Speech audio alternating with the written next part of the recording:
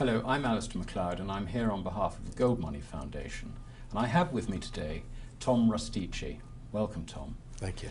Tom is Freedom Professor of Economics at the Fund for American Studies, located at Georgetown University. And he's also Professor of Economics at George Mason University. And I understand, Tom, that you have taken some 35,000 students through your course, which is an enormous number. Yes. I don't know how you have time to fit that number in. Yeah. The other thing I particularly like about Tom is he's a rare example of an economist who actually had a real life before he became a professor of economics. He was in business.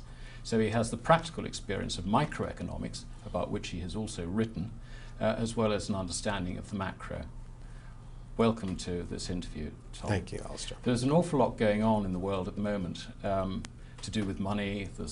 Things seem to be collapsing around us sometimes. And at the moment the focus is on Europe. Is that something that you're following closely? Yes, yes. Europe is of great concern to me because what Europe is telegraphing to America, we are going to be down that road in just a few years. We can see our future when we look at Greece. Yes, and I mean, one of the things that strikes me, and I'd be interested in your view on this, is that the difference perhaps between the euro and the dollar is that the ECB doesn't print euros to pay for government deficits. And that creates great difficulties for the governments in the Eurozone. We don't seem to have that problem either in the UK or in America. Is that how you see the difference between the two? Well, I think you're going to see pressure for them to do this, to accommodate in some way. I mean, all of the movement to have Eurozone bonds, this is just another step in that direction to try to bail out these countries. England was smart not to join. It was a very smart thing to do. You know, this idea of monopolization of money and centralization of money, while it has the short run allure of stability, it actually creates long run instability.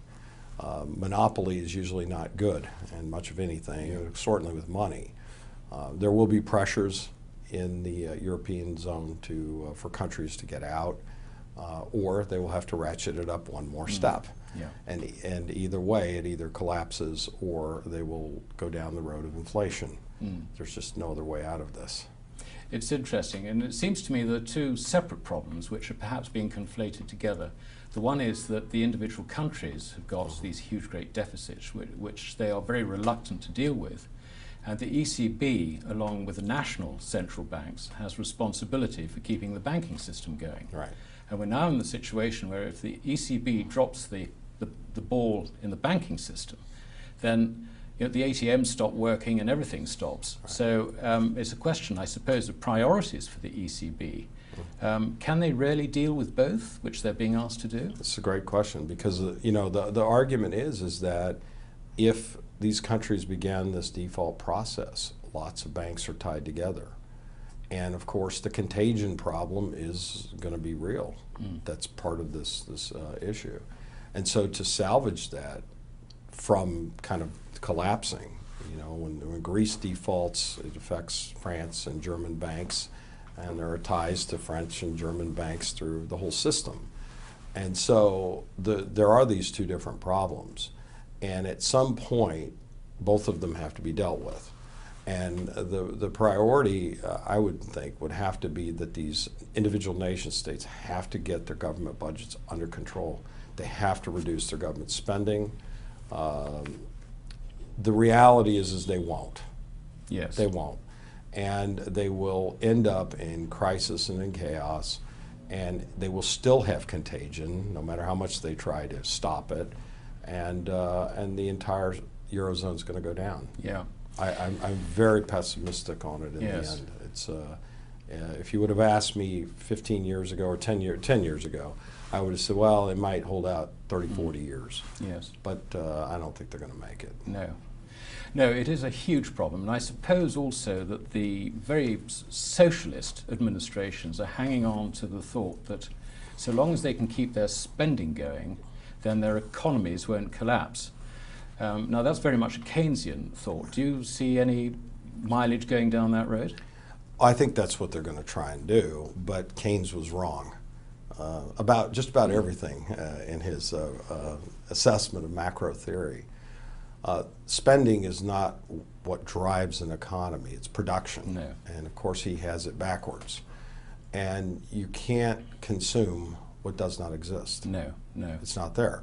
And the problem is that Europe has a very stagnant productivity, and of course with all of their vast welfare state policies, labor rigidities, and so forth, they have subsidized and encouraged the slowdown of productivity. Yeah. And so what ends up happening is they can spend, but it's a question of on what. Yes. Eventually you're led to the printing press. That's the that's their only answer, which again, you can't print that real wealth into existence. You have to produce it.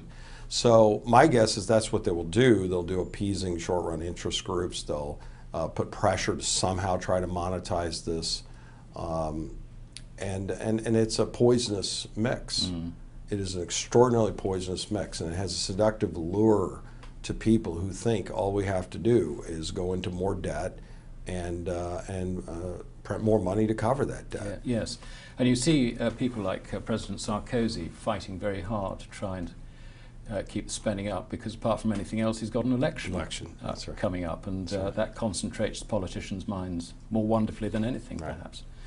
If, let's say, we wave a magic wand and we assume that somehow the ECB manages to get the Eurozone members to deal with their budgets, and the ECB can then concentrate just on rescuing the banks, presumably, even in those circumstances, there is going to be a problem, because if they achieve that, then the euro itself will be a strong currency against the dollar.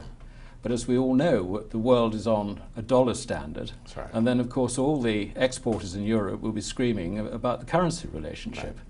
So the whole thing, I suppose, at the end of the day, once the sideshow in Europe is over, comes back to the dollar. And here we've got enormous budget deficits, which, and at the moment there seems to be the possibility that the US economy is sliding, which means that the estimates of budget deficits are going to have to rise, and so on and so forth. That's right. So there's a bit of a debt trap, isn't there, Tom? You know, it's kind of like the Great Depression. You know, the Great Depression had a worldwide contagion of banking collapses.